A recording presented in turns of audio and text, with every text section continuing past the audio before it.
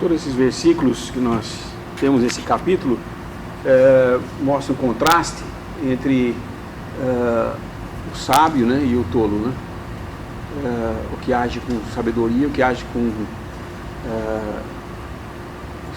aqui diz ser tolo, ou algumas vezes fala sobre estultícia. Nós já sabemos, como temos comentado, o livro de Provérbios, né, não é um livro de regras para se fazer, mas de práticas que, levadas em consideração e aplicadas no nosso dia a dia, nos livra de muitas tristezas e de sabores, né? E são princípios que, na realidade, não é guardar nada, mas é procurar entender a vontade de Deus, buscar a sabedoria, buscar a ciência, o conhecimento das coisas, no temor de Deus, e saber que quando não agimos assim, nós estamos sujeitos a ter todas as dificuldades que ocorrem, que normalmente já ocorrem na nossa vida, mas certamente eu creio que uma boa porcentagem das tristezas e dores que nós passamos, somos nós que infligimos em nós mesmos, não que nós estejamos sendo diferente dos outros, ou estamos sendo muito penalizados, ou Deus está judiando muito de mim, como já ouvi pessoas dizer, Deus se esqueceu de nós, ou qualquer coisa assim. Mas não é, somos nós que trazemos os nossos problemas para nós mesmos, né? E aqui mostra claramente isso. Logo no início de Provérbios, capítulo 1, Provérbios capítulo 1, no versículo 7, o temor do Senhor é o princípio da ciência. Os loucos desprezam a sabedoria e a instrução. É isso daqui que está sendo falado no capítulo 14. Esse contraste entre aqueles que têm temor ao Senhor. Então, esse temor é o princípio de ter conhecimento das coisas de Deus, porque no temor de Deus ele nos ensina. Mas quando desprezamos, né, aí agimos como loucos. E aí vai desde a mulher destruir seu próprio lar, o homem ficar preguiçoso. Esse versículo, voltando no capítulo 14, esse versículo 4, quando eu li esse versículo, me recorda Paulo, quando ele trata sobre, em 1 Coríntios, se eu não me engano, quando ele está tratando do 1 Coríntios 9, ele está tratando sobre o fato de que muitos acusavam ele de estar roubando a posição de um apóstolo, né? E que ele comia e bebia nas custas dos irmãos. Parece que é isso que eles estão falando aqui, né? E ele fala, na sua defesa, né? Quem jamais milita a sua própria custa. E aí ele cita, no versículo 9, do capítulo 9, porque na lei de Moisés está escrito, não atarás a boca ao boi que trilha o grão. Porventura tem Deus cuidado dos bois? Ou não o diz certamente por nós? Certamente que por nós está escrito, porque o que lavra deve lavrar com esperança, e o que debulha deve debulhar com esperança de ser participante. Então ele está falando, na lei falava sobre não atar a boca, não fechar a boca do boi enquanto ele passava o moinho. A lei dizia, tem que tirar, e ele teria o direito de comer do que cai no chão, porque ele está trabalhando para moer aquele milho, e tem direito de participar daquilo que ele está fazendo. Então não devia atar a boca. E esse versículo 4 do nosso capítulo 14, aqui, fala, não havendo bois, o celeiro fica limpo, mas pela força do boi, a abundância de colheitas. Parece que aqui não tem nada a ver com o tolo e com o sábio, mas tem. Porque ele não está falando de boi aqui, ele está falando de nós. Se nós queremos ter todo o conforto de um celeiro limpo, não tenha bois, não trabalhe. Não precisa ter despesa de ficar, aquele trabalho, tem que trabalhar e tal. Mas quando você trabalha, você tem colheita. Se você fica achando que dá muito trabalho você sair para fazer as coisas, quer seja servir ao Senhor, ou mesmo trabalhar no seu dia a dia, você não vai ter todas as dificuldades por que passa quem tem que trabalhar, né? Mas não tem fruto, né? ficar sentado na frente de uma TV não leva a lugar nenhum. Ninguém ficou milionário de fazer isso. Ninguém sustenta uma família de ficar se divertindo. É necessária diversão? Lógico que é. É importante que nós tenhamos um tempo desfrutando isso, e é comum a gente ver isso entre os irmãos, quando eles têm conferências, por exemplo, lá em Los Angeles, eles fazem a conferência no final do ano, entre Natal, né, no período do Natal, no dia 25, geralmente é no final de semana. Então é assim, sexta, sábado e domingo, ou quinta, sexta e sábado e domingo, né? E na segunda, eles vão à praia, e eu estou falando uma coisa que nós não temos aqui, né? Eles vão na praia no final de ano, dezembro, que é puro inverno. É um gelo, é aquele frio, não dá nem para entrar na água. Eles vão, fazem lá, acendem a fogueira, comem juntos, cantam juntos. Alguns entram na água, os malucos americanos entram na água e nada. Mas eles se divertem, jogam bola, tem rede de... É importante, isso é importante, esse tipo de coisa. Mas isso não é o que vai nos mover. Não é o objetivo do cristão ficar se divertindo.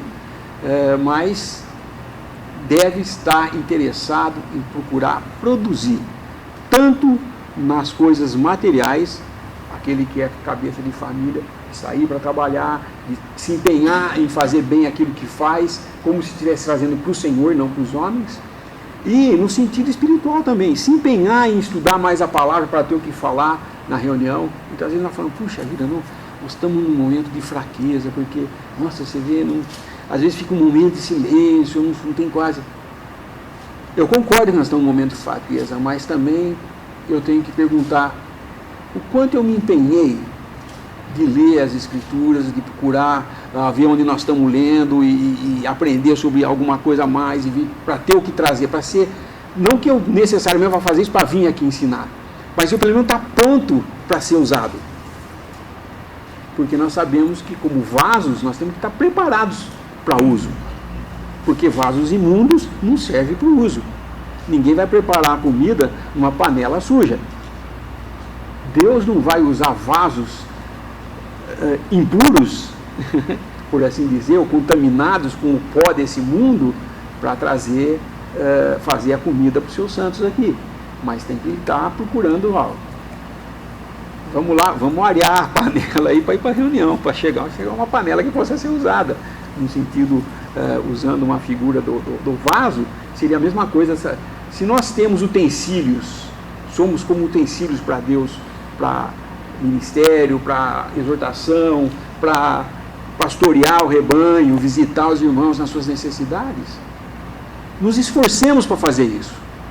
Senão, o celeiro fica limpinho, se eu não tiver que fazer isso. Ou seja, eu vou ter tempo livre para ficar sentado sem fazer nada. Não vou precisar ficar limpando o celeiro. Mas se eu tenho boi, eu tenho que limpar o celeiro. Porém, ele vai produzir. Ele vai trazer frutos. E aqui nós vemos que é um contraste também. Como em todos os versículos aqui que nós lemos, se eu não me engano, aqui quase todos eles estão falando sobre isso. O sábio, ou o temente a Deus, buscando conhecimento, buscando sabedoria, e o tolo agindo em desprezo às coisas do Senhor, não seguir aquilo, o caminho que ele traçou para nós, e assim por diante. Mas, inclusive, não seguir os nossos próprios caminhos. Uma das causas maiores de tropeço na vida do cristão é quando ele quer fazer o seu próprio caminho. E, infelizmente, a maioria traça esse caminho e se ajoelha e pede para Deus abençoar esse caminho que ele traçou. Isso é a mesma coisa que Jacó fazia. Jacó planejava, nós vemos isso nas passagens em que conta da vida de Jacó, quando ele volta,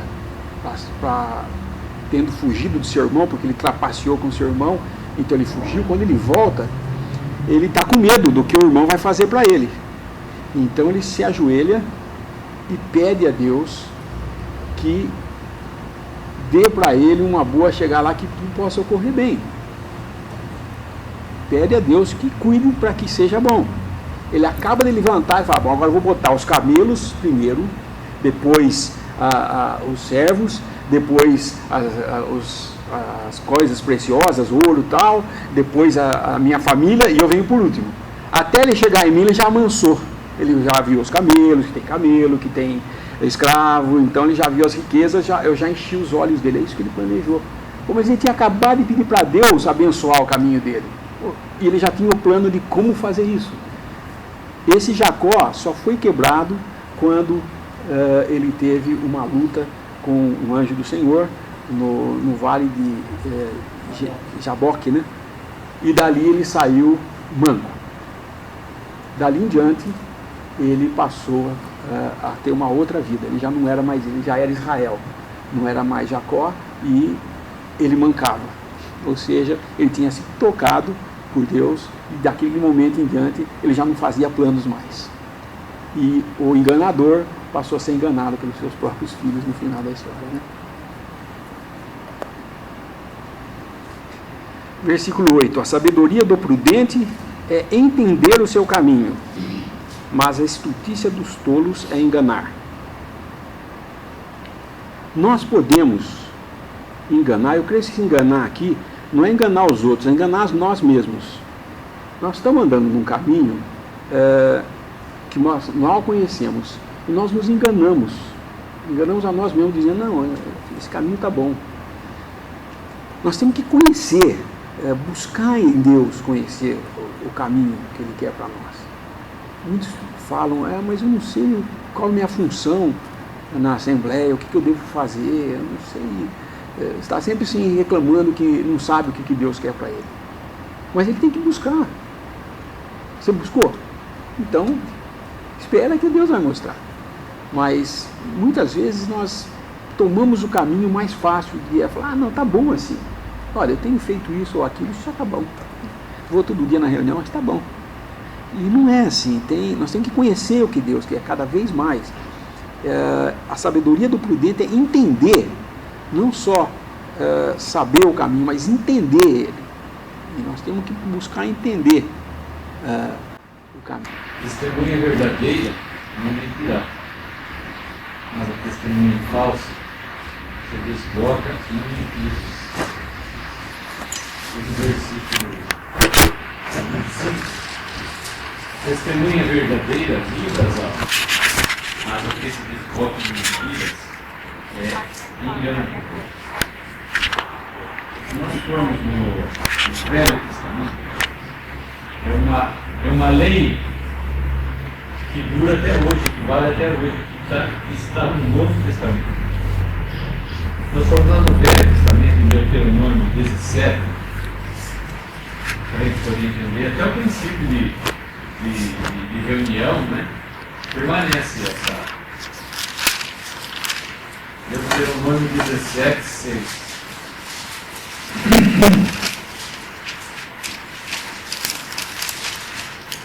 Por boca de 2 ou 3 testemunhos será morto o que houver de morrer. Por boca de uma só testemunha não morrerá. Depois em Deuteronômio 19, 15.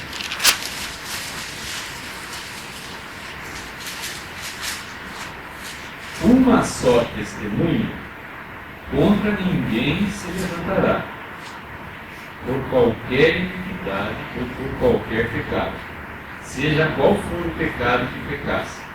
Pela boca de 2 ou 3 testemunhas se estabelecerá o negócio. Então a lei dizia que uma pessoa só não servia como testemunha. Tinha que ser no mínimo 2 pessoas, ou 3. E esse princípio da lei vale até hoje para nós. Se nós formos ver no Novo Testamento o que aconteceu com o Senhor Jesus, foi exatamente isso. No capítulo de Mateus,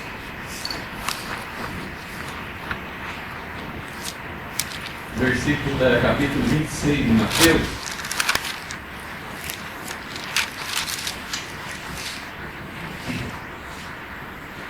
quando eles prenderam a Jesus, eles queriam o quê? Que aparecessem duas testemunhas para que eles pudessem condenar o Senhor Jesus. Versículo 59 do capítulo 26. Ora, os príncipes dos sacerdotes e dos anciãos, em todo o conselho, buscavam falso testemunho contra Jesus, para poderem dar-lhe a morte. Eles queriam seguir a lei. Eles queriam achar duas testemunhas, mas falsas. Eles tinham que seguir a lei, porque a lei dizia que por boca de duas ou três testemunhas toda palavra será sacramentada, todo o delito, todo o pecado. 60. E não o achavam, apesar de se apresentarem muitas testemunhas falsas. Mas por fim chegaram duas e disseram: este disse: eu posso derribar o templo de Deus e reedificá-lo em 3 dias. E levantando-se o sumo sacerdote, disse: não respondes coisa alguma ao que este depõe contra ti? Jesus, porém, guardava silêncio. E insistindo o sumo sacerdote, disse: conjuro-te pelo Deus vivo que nos diga se tu és Cristo, o Filho de Deus. Disse-lhe Jesus: tu o disseste. Digo-vos, porém, que vereis em breve o Filho do Homem assentado à direita do poder e vindo sobre as nuvens do céu. Então o sumo sacerdote rasgou os seus vestidos, dizendo: blasfemou, para que precisamos ainda de testemunhas? Eis que bem ouvistes agora a sua blasfêmia. Que vos parece? E eles respondendo disseram: é réu de morte. Então eles buscavam duas testemunhas, tem que aparecer duas testemunhas falsas, né, a imagem dos testemunhos, para poder fazer um tempo que eles queriam, que era condenar a pessoa do Senhor Jesus. E se nós formos ver também no Novo Testamento, tem várias passagens, eu vou só ler,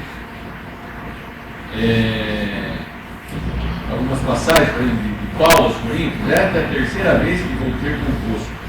Por boca de 2 ou 3 testemunhas será confirmada toda a palavra. Em Timóteo, não aceites a acusação contra o presbítero, senão com 2 ou 3 testemunhas. E nós vemos que, para se estabelecer uma assembleia, precisamos de 2 ou 3 testemunhas. Não mais do que isso. Um testemunho, uma assembleia é levantada como um testemunho de 2 pessoas. Quando eles estiverem 2 ou 3 reunidos, aí expressa o testemunho, porque uma pessoa só não pode expressar um testemunho. Mas tudo assim. Porque pode haver, né, no caso que agora, pode haver julgamento para falar. Mas interessante que a testemunha valia, o testemunho dos homens que eles falavam, né, era valioso e valia. Pela boca, pela boca de 2 ou 3 testemunhas, uma pessoa podia perder a vida na lei de Moisés. Ele era apedrejado. Era uma coisa séria esse testemunho, essa profissão de verdade ou de falar mentira, porque era importante, como falar mentira do Senhor Jesus, que ele havia blasfemado, ele não havia blasfemado, ele foi condenado à morte pelo Sinédrio. Se ele tivesse blasfemado, ele não blasfemou. E nem disse que ia destruir o templo. Na verdade, eles disseram: eu posso derrubar o templo de Deus e edificá-lo em 3 dias, mas o Senhor Jesus falou a última parte, sim. Ele não falou a primeira. O que ele falou foi: derrubem esse templo e eu edifico em 3 dias. Ele não falou que eu vou derrubar esse templo.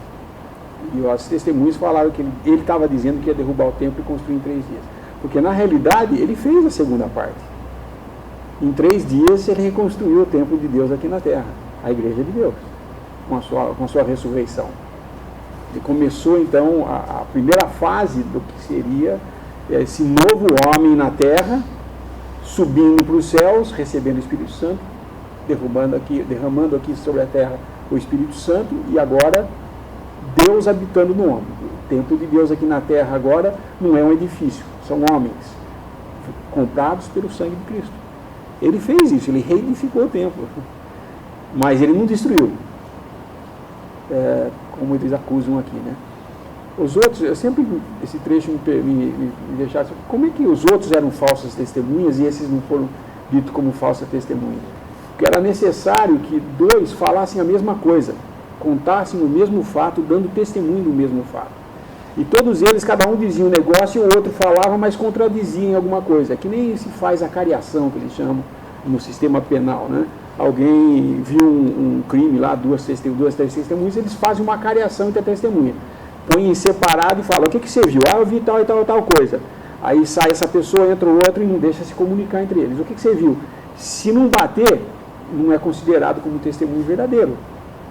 Pode ser até que seja verdade o que estão falando, mas não é testemunho verdadeiro, porque tem contradição entre o testemunho. E esses dois não se contradisseram, os dois disseram a mesma coisa, apesar de que distorcido. Porém, o problema aqui não eram essas testemunhas, o problema era o juiz dessas testemunhas. Eles já estavam predeterminados a matar antes de ouvir qualquer testemunha, que é o que nós vemos na história, né? Eles já tinham se maquinado entre eles de matar esse homem, porque ele estava pondo em perigo a segurança deles, a posição deles como sacerdote, a nação como nação estava sendo ameaçada, e o templo. Bastou isso daí, então ele pergunta, conjuro-te por Deus vivo, que diga se tu és o Cristo, o Filho de Deus. Porque eles queriam saber se ele era o Filho de Deus, porque se ele falasse que ele era o Filho de Deus, ele se fazia igual a Deus, que foi a acusação que fizeram contra ele. Na realidade, eles usaram o testemunho desses dois para incitar o Senhor Jesus a abrir a boca e falar. E o Senhor fala, tu o dizes, tu o disseste, digo-vos, porém, que vereis em breve o Filho do Homem assentado à direita do poder. Aqui eles pegaram. Então, quando ele falou a verdade, falou, não, esse homem estava lá chamando, ele está dizendo que ele é igual a Deus. E aí, então, votam pela morte dele, né? Dão um decreto de morte. Mas esse princípio das testemunhas é muito importante. Muitas vezes a gente vê na Assembleia, muitos falam, mas tem pessoas aí que estão andando toda desordenada e ninguém faz nada, ninguém julga o mal. O outro que fez um negocinho de nada ali e julgaram e puseram ele fora de comunhão, como é que é isso? Na realidade não existe nenhum padrão. Mas o que existe é o seguinte, nenhuma assembleia conscientemente pode disciplinar um pecado pressuposto. Uma suposição de pecado. Aí eu acho que ele está errando, ele está fazendo alguma coisa errada. Bom, você acha, mas tem testemunha? Se não tiver testemunha, não podemos agir. Mesmo que esteja fazendo errado. É o que a lei dizia também. Aquela segunda parte de Deuteronômio, se tiver só uma testemunha falando com uma pessoa que tenha feito qualquer coisa, qualquer delito, não pode ser levado em conta porque é uma pessoa só. Tem que ter duas testemunhas. E isso é importante nós entendermos. Quando existe o caso de um pecado, que a pessoa só tem uma testemunha, e o outro envolvido nega que tenha feito, você não pode agir. Você tem que esperar Deus trazer um dia à tona esse pecado. Certamente ele vai. Alguns pecados se revelam imediatamente, outros demoram mais tempo, mas todos vão ser revelados, não tenha dúvida. Por quanto tempo nós conseguimos esconder um pecado? Quanto melhor ator nós formos. Ou quanto mais a nossa consciência estiver abafada. Mas por quanto tempo? Não vai ser para sempre. Não vai ser para sempre. Vai chegar uma hora em que tudo virá à tona. Para a vergonha e para a piora do quadro, porque uma mentira, isso é muito importante na vida do cristão. Uma mentira, por menor que seja, vai levar a outras mentiras. E essa outra mentira, a outra, e cada vez a coisa vai ficando uma bola de neve, que é o que nós vimos Davi fazer. Foi o momento em que ele devia estar na batalha e ficou lá no castelo, no seu palácio, numa posição boa, quando avistou Batseba, aí a carne falou mais alto, ele foi atrás e acabou consumando um ato de adultério, porque ela era casada. Se ele tivesse nesse momento falado o Salmo 51, ele teria sofrido muito menos. Mas ele vai, maquina contra Urias, mata Urias, e só vai cair em si quando ele dá a sentença de uma história que o profeta Natan fala para ele. A hora que ele dá a sentença, assim, esse homem é você. Aí ele fala, nossa, o que eu fiz? E aí ele cai em si e o pecado vem à tona. Ele não confessou de livre e espontânea vontade, a consciência dele nunca levou ele a confessar. Foi quando o profeta falou com ele, falou, tinha um homem que tinha só uma ovelhinha, e o rei tinha um monte de ovelha, mas ele queria aquela, foi e matou aquela. O que se deve fazer com esse homem? Morte não acerta, esse homem é você. A hora que ele viu isso, foi, eu lá no palácio, vou pegar justamente a ovelhinha do meu servo, e ainda mato ele por cima. Aí ele caiu em si. Muitas vezes nós vamos nos desviando em mentiras, em meias verdades. Já ouviu essa palavra? Meias verdades é mentira também, não é verdade não, porque meia verdade não existe. Como não existe meia mentira? Meio copo d'água é cheio ou é meio cheio? Ou é meio vazio? Não, é um copo pela metade, não é nem cheio nem vazio, é pela metade. Então, mentira pela metade e verdade pela metade não existe. É cheio ou vazio. Metade verdade, metade mentira não existe. Entendeu? É a mentira. E o pai da mentira é o nosso arqui-inimigo, Satanás, que foi mentiroso desde o princípio.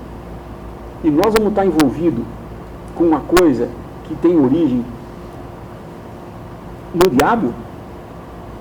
Prestamos bem atenção quando nós abrimos nossa boca para contar uma mentira. O quanto isso envolve a falta de conhecimento de quem Deus é. Você teria coragem, sabendo que a outra pessoa conhece o que você faz o tempo todo, contar uma mentira para ela? Por exemplo, vamos supor que eu sei que o alemão sabe que eu tenho um vício, e eu chego na cara dura para ele e falo assim, então, eu não faço isso, né? Ainda bem que eu não faço isso. Mas ele sabe que eu faço, por que eu estou falando isso para ele? Agora, quando eu não sei se ele sabe, eu pego e falo isso e saio de uma boa mentira, né? Com uma boa mentira eu escapo de ser acusado de alguma coisa. Quem pode mentir para Deus e esconder de Deus alguma coisa? Ninguém. Então, a mentira não tem lugar na vida do cristão, não deve nunca. E nós mentimos por várias causas, né? Para levar vantagem, para encobrir uma falha nossa, ou por um puro vício de pecar. E o viciado em mentir, o viciado em mentir, de tanto ele mentir, ele acaba acreditando nas suas próprias mentiras, e aquilo que ele fala, ele acha que é a maior verdade do mundo. E, infelizmente, nessa situação, é o mais difícil de se fazer voltar atrás e cair na real. Mas o tempo já passou, né? Desculpa.